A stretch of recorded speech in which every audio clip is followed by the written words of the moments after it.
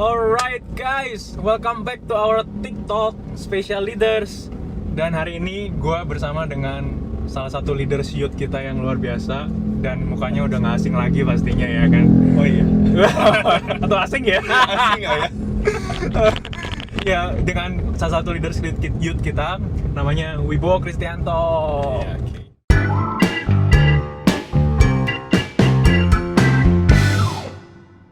Bawa aja kali ya, bawa. Wibowo ya, complete name-nya Complete Wibowo name Kristianto guys. Nah guys, masih dengan episode HUT ulang tahun kita yang kelima. Mantap banget gak Bo? Kayak how you feel Bo tentang Eco Generation yang kelima tahun?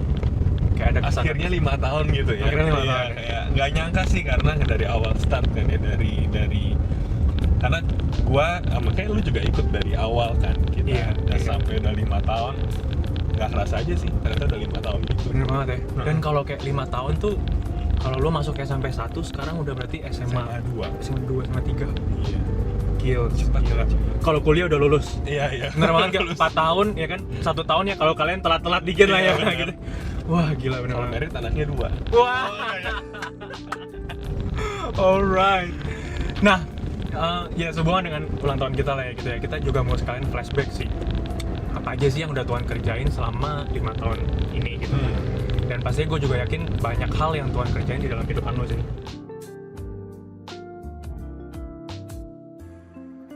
How's your life bro in SMP, in SMA, atau mungkin kuliahan? How's your life? SMP, SMA, kuliah. Beda-beda sih. Jadi kayak apa? Tiap apa ya? Tiap waktu punya ya mungkin kalau bisa dibilang seasonnya lah ya. Di SMP sendiri, di SMA sendiri, di kuliah sendiri.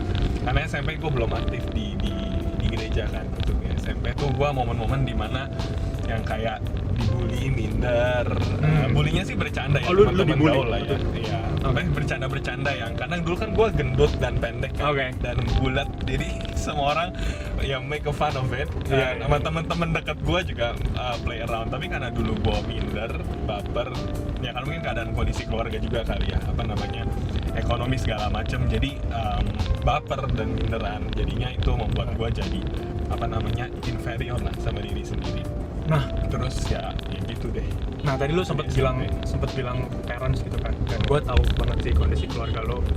Kayak lu juga sempat bilang malah gak bayar uang sekolah sampai berapa bulan gitu. Nah, if you wanna share that, Bo. Iya, sempet sih waktu itu. Waktu itu hal yang apa ya? Bagi anak seumur gua itu di saat itu the biggest problem I could ever have sih. Maksudnya kayak Right. gua sering banget ngomong kata-kata ini, tapi maksudnya nggak berusaha merendahkan, tapi gue bersyukur dari masa lalu. Tapi dulu gua selalu mikir, kan biasanya kalau di film gitu ya, kalau lu keluarganya nggak mampu, keluarga lu tuh bahagia harmonis gitu kan. Iya. Tapi kalau keluarga lu apa namanya mampu, biasanya nggak harmonis. Gue Iya, sempet iya. sekali tanya sama Tuhan gitu kan, kenapa gue nggak dua-duanya? Gue udah nggak mampu, gue nggak harmonis. Right. Kemana ya salah Iya, satunya iya, kan? bener banget. Tapi apa namanya flashback ya itu susah kayak bayar sekolah lah, listrik nggak bayar lah segala macem. Ya, Sampai lu pokoknya kayak pernah mati lampu juga. mati lampu juga, dan waktu Di mati rumah. lampu Sampai- temen gue datang, terus gue kayak terpaksa untuk mencari alasan supaya mereka nggak tahu sebenarnya gue nggak bayar listrik 3 bulan dan Wow. segala macem gitu. Jadi selama 3 bulan lampu lu mati. Enggak, tapi cuma berapa hari gitu, 3 Oke. sampai Oh, tapi karena lu- belum bayar berapa bulan itu. Jadi dimatiin dadakan dan nggak bisa bayar di hari itu, dimatiin. Jadi harus cari pinjaman dulu sampai itu bisa dibayar, baru listriknya nyala lagi. Terus kayak gitu. Dan gue dulu malu banget kalau ada orang yang masuk ke rumah gue atau lihat mobil gue yang dulu itu mobil tempur gue. Isu dengan identity kan. Jadi gue dulu malu banget, gue nggak mau ada orang mau datang ke rumah gue. Jadi cuma ada 1 atau 2 orang yang gue izinin datang dan masuk ke rumah gue sih. Sisanya nggak boleh. Wow. Itu dulu SMP sih. Iya, SMP. Wow. Nyanyi aja kali ya, kayak lagu apa ya? Oke, Lagu apa? Lu suka lagu apa? gua suka lagu Yang di tengah gitu. bingung apa ya gua ya. Atau hanya engkau pribadi yang mengenal. Oh iya, lagu ini flashback juga lagunya ya, lagu jadul juga ya. Iya, iya. Boleh. Kan lu sering nyanyiin lagu itu kan? Lumayan. Iya. Gimana nyanyinya nih? Langsung YouTube nyanyi aja gitu. Oh, YouTube aja. Oke, gitu bro. Do you sing, Bong? Come on, let's sing. Bareng dong, jangan Bareng ya? Oh enggak, aneh banget gue. hanya engkau pribadi yang mengenal hatiku. Tiada yang tersembunyi bagimu, seluruh isi hatiku kau tahu, dan bawaku untuk lebih dekat lagi padamu, tinggal dalam indahnya dekapan kasihmu.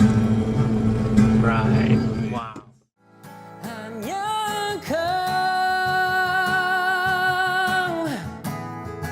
pribadi. So, what is your biggest achievement, Bu? Jadinya udah gitu doang. Iya, Gak ada bahasan. Lu mau satu lagu? Yang tersembunyi bagimu, seluruh isi hatiku kau tahu.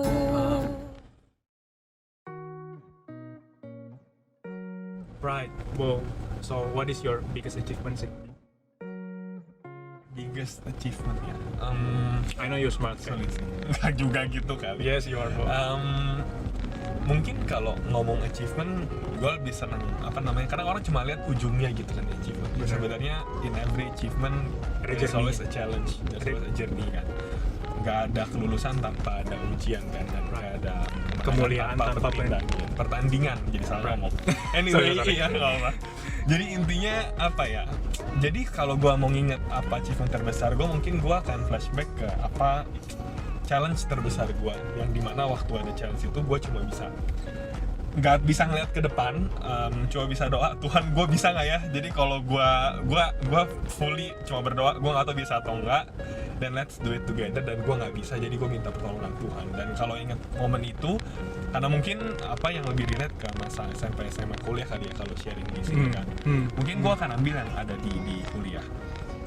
Kenapa? Jadi karena di situ momen dimana gue bener-bener merasa bahwa gue involved di yang gue lakukan, dan itu nggak bisa tanpa pertolongan Tuhan sih. Mungkin ada dua kali ya. Yang pertama dari ke akademik, jadi lebih karena simpel sih, cuma lomba waktu itu nasional, tapi OSN? Bukan, di kuliah, lomba teknik industri gitu di UI. Right. Cuma basically saat itu UPH itu kan kampus yang ya lu tau lah ya, bukan the star lah ya, tanda kutipnya kan. Swasta biasa Biasa gitu kan. Terus di tempat itu tuh ITB yang join berapa tim, UI Negeri, berapa tim, gitu ya. UGM berapa tim, mereka digabung aja tuh 10 belasan tim udah selesai gitu kan. Iya. Kalau mau ngomong jujur, gila gue bandingin sama mereka, gue ngambil 10 besar aja, kita sekelompok belum tentu bisa gitu kan mereka negeri. Dan gue waktu itu cuma bisa bilang, ya lakuin yang terbaik sambil doa sih. Dan apa namanya, yang amazingnya Tuhan kasih kesempatan itu untuk bisa ngerti bahwa ya mungkin kata orang kita nggak mungkin menang, kita underdog banget waktu itu soalnya kan. Totally nggak akan dihitung orang kita mungkin, tapi ternyata saat lakuin yang terbaik dan juga cuma bisa doa dan berusaha yang terbaik, kita masuk final gitu kan. Udah masuk final, kita menang meskipun juara 3, tapi itu ITB, UI, terus tuh kita. Jadi semua tim ITB, UI, UGM yang lainnya tuh ternyata tuh kita bisa ngelewatin gitu loh. Dan kayak gila, pride-nya tuh yang kayak gimana ya, kayak nggak nyangka, karena lu tuh swasta, di situ banyak tim-tim negeri yang lebih bagus, swasta-swasta yang bagi orang lebih dan bagus, udah biasa juara, tapi ternyata kita masuk final, dan kita emang nggak di-expect masuk final dan nggak di-expect menang pada saat itu, karena ya negerinya yang lain lebih banyak dan lebih bagus kan. Tapi ya itu anugerah sih. Itu mungkin yang pertama. Orang pintar biasanya nggak tahu kalau dirinya pintar. How smart you are, 1 to 10? How smart? Susah juga pertanyaannya ya. Mungkin untuk mengakui talenta yang dikasih Tuhan sama gue, I'll say 8 to 9 or 9. Right. Kepedean nggak ya? Nggak sih. No, Ya, gue cuma percaya ada gift dari Tuhan aja sih. Ya mungkin itu yang pertama. Kalau yang kedua mungkin boleh share dikit yang non akademik sih. Sama juga organisasi. Waktu itu ada acara di jurusan basically itu acara terbesar waktu itu. Terus kayak gue yang disuruh gue yang disuruh sih at the end gue yang jadi leadnya lah atau jadi ketua panitianya dari acara terbesar di jurusan kita waktu itu. Sama, gue nggak pernah manage tim yang lebih besar dari 40-50 orang, tapi di situ 40-50 orang kan, karena kan satu jurusan besar kan maksudnya. Acara nasional lomba juga gitu, terus ada festivalnya segala macam. Kayak gue yang sempet di Lipomol Puri itu ya? Ya yang itu. Nah, gue nggak pernah ngurusin acara yang kayak gitu kan maksudnya. Terus kayak gila, gue bisa nggak ya gitu kan? Ya sama. Setiap kali gue nggak bisa, gue cuma bisa doa. Tuhan, gue nggak bisa lihat masa depan 6 bulan ke depan akan jadi seperti apa, seberat apa, sesuatu apa, atau mungkin apakah ujungnya akan baik. Tapi gue selalu berdoa itu saat gue mengalami challenge terbesar gue sih. Dan puji Tuhannya, ujungnya selalu indah, dan kadang nggak selalu indah sih, karena journey-nya tidak indah, tapi ujungnya indah. Jadi kalau di flashback bisa dibilang itu indah sih. Mungkin itu kali ya.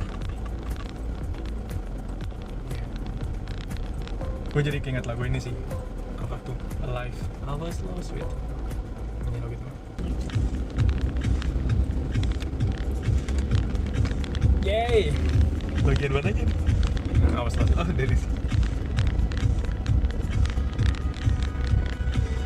I was lost with a broken heart. You pick me up, now I'm set apart. From the ash I am born again. Forever free in the sand. Gue nggak hafal banget dong. In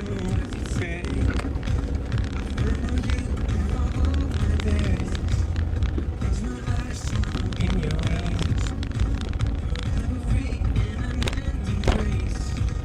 'Cause you are my freedom. Lift you higher. Your love, never ending. Oh, oh, oh. You are alive in us. Nothing can take your place. You are all we need. Your love has set us free. Wow. Ya kali deh. Udah tau gue ngajak gue nyanyi. Udah. Oke, Potong kita.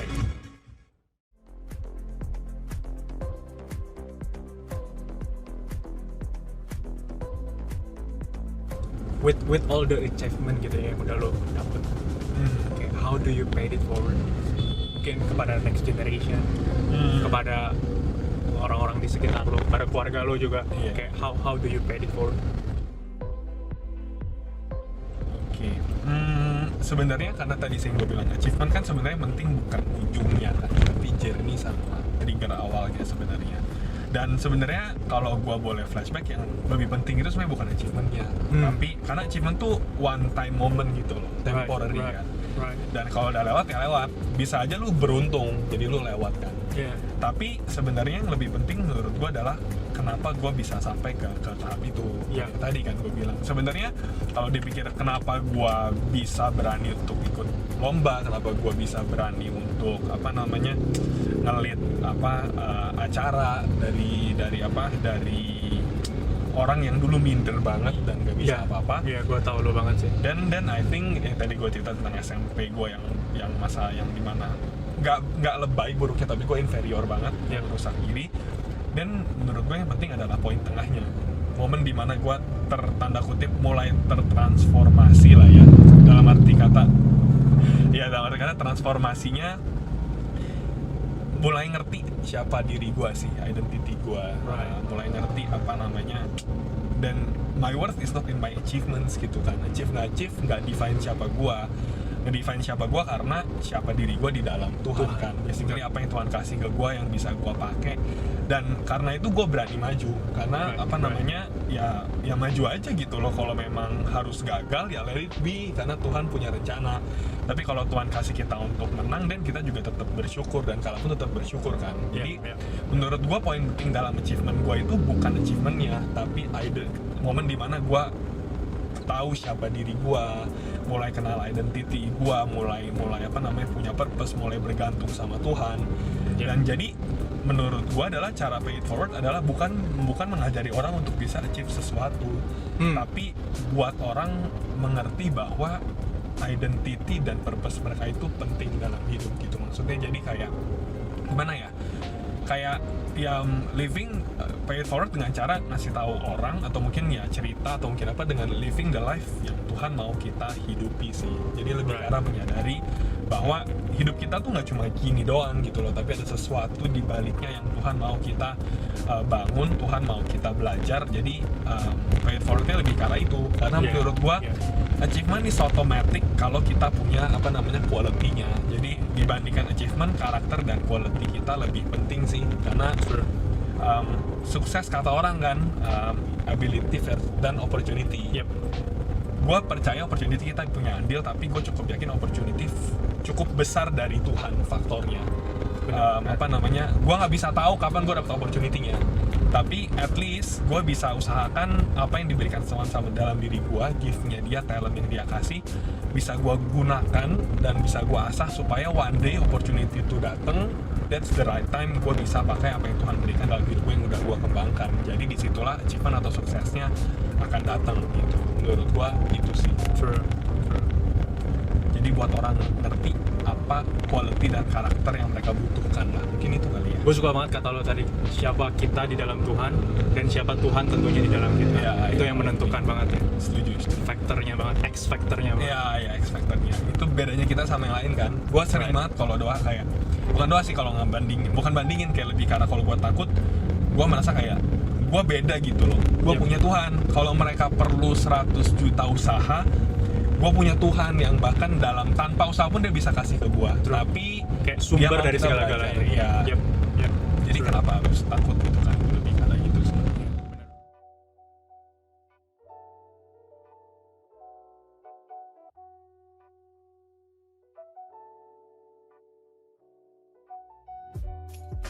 Alright guys, sama seperti episode kemarin-kemarin, kita punya satu box spesial buat lo.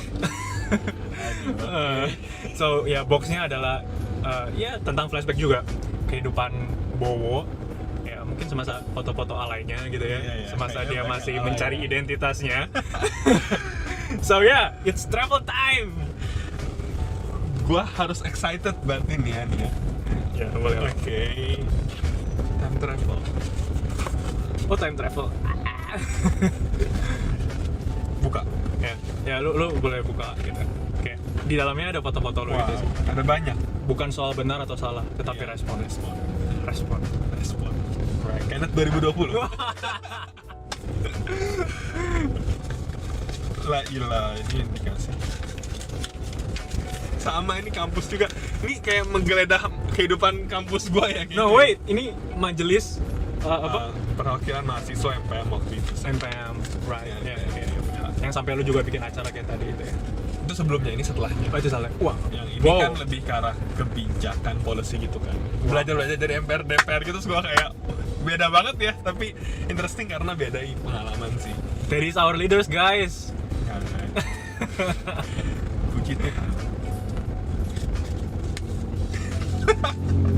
Sumpah ini waktu gua masa-masa alay labil kayaknya, tapi ini gua nggak terlalu alay labil sih. Ada Marvin ya? Ada Marvin. Ini masa-masa kuliah di apa? Sekolah.